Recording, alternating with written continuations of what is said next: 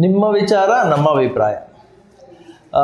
ಅಬಾರ್ಷನ್ಗೆ tablets ಬೆಟ್ರಾ ಇಲ್ಲ DNCನೇ ಸೂಕ್ತವಾದಂಥ question ಬರುತ್ತೆ. ಯಾಕಂದರೆ ತುಂಬ ಸತಿ ನಮ್ಮ ಪೇಷಂಟ್ಸು ಆಚೆಯಿಂದ ಸರ್ DNC ಬೇಕು ಅಂತ ಬರ್ತಾರೆ.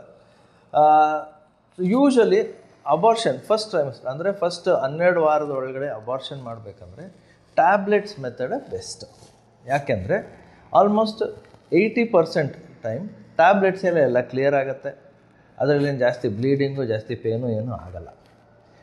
ಆದ್ರೂ ಕೆಲವು ಟೈಮ್ ಅಬಾರ್ಷನ್ ಕಂಪ್ಲೀಟ್ ಆಗದೇ ಇರ್ಬೋದು. ಆವಾಗ ಸಕ್ಷನ್ ಇವ್ಯಾಕ್ಯುಯೇಷನ್ ಅಂದರೆ ಅದನ್ನು ನಾವು ಆಚೆ ತೆಗಿತೀವಿ. ಅದಕ್ಕೆ ಅಷ್ಟೊಂದು ಏನು ಬಲ ಉಪಯೋಗಿಸೋದು ಇಲ್ಲ ತುಂಬ ಕ್ಲೀನ್ ಮಾಡೋದು ಏನು ಬೇಕಿರಲ್ಲ. ಯಾಕಂದರೆ ಅದು ಆಲ್ರೆಡಿ ಡಿಟ್ಯಾಚ್ ಆಗಿರೋ ಕಾರಣ ಈಸಿಯಾಗಿ ಆಚೆ ಬರುತ್ತೆ. ಅದೇ ನೀವು DNC ಅಂತ ಹೋದರೆ ಇದಕ್ಕೆ ನಾನು ಎಕ್ಸಾಂಪಲ್ ಕೊಡ್ಬೋದು.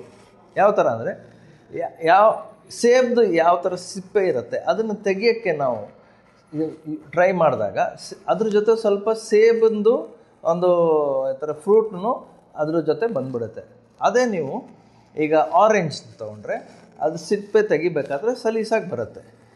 ನಾವು ಟ್ಯಾಬ್ಲೆಟ್ಸ್ ಕೊಡದೆ DNC ಮಾಡೋಕ್ಕೆ ಹೋದಾಗ ಅದು ಆ್ಯಪಲಿನ ಸಿಪ್ಪೆ ತೆಗಿಯೋ ಥರ. ಆವಾಗ ಏನಾಗುತ್ತೆ ಅಂದರೆ ಗರ್ಭಕೋಶದ ಲೈನಿಂಗ್ ಡ್ಯಾಮೇಜ್ ಆಗಿ ಮುಂದೆ ಪ್ರೆಗ್ನೆನ್ಸಿ ಆಗೋ ಚಾನ್ಸಸ್ ಕಮ್ಮಿ ಆಗುತ್ತೆ. ಮತ್ತು ನಿಮಗೆ ಪೀರಿಯಡ್ಸಲ್ಲಿ ಏರುಪೇರು ಆಗೋ ಚಾನ್ಸಸ್ಸು ಇರುತ್ತೆ. ಮತ್ತು ಇನ್ಫೆಕ್ಷನ್ ಆಗೋ ಚಾನ್ಸಸ್ಸು ಇದರಲ್ಲಿ ಜಾಸ್ತಿ ಇರುತ್ತೆ. ಅದಕ್ಕೆ ಟ್ಯಾಬ್ಲೆಟ್ಸ್ ಮೆಥಡ್ ಅಬಾರ್ಷನ್ಗೆ ಯಾವಾಗಲೂ ಸೂಕ್ತ. ಟ್ಯಾಬ್ಲೆಟ್ಸ್ ವರ್ಕ್ ಆಗಿಲ್ಲ ಅಂದರೆ ಅದ್ರ ಸಕ್ಷನ್ ಇವ್ಯಾಕ್ಯುಯೇಷನ್ ಮಾಡ್ಬೋದು.